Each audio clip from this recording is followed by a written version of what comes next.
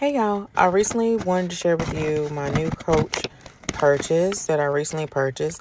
And this is the Andy Horse and Carriage tote. It's like in a winter white or ivory color. And I've been eyeing this for a little while now. They have it in black, but it's more expensive. They marked it down on clearance. My mom first purchased this bag as well. And this particular handbag is wrapped with paper, but it's not like fully wrapped. And my mom's came the same way. But I really like the bag.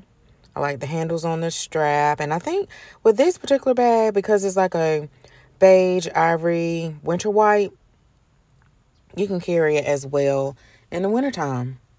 So here's the inside of the bag, and it has this zip pocket here. And with Coach bags and wallets, you have to make sure to take out the little sensor here. And then it's 2 pockets for your phone or anything else, your sanitizer.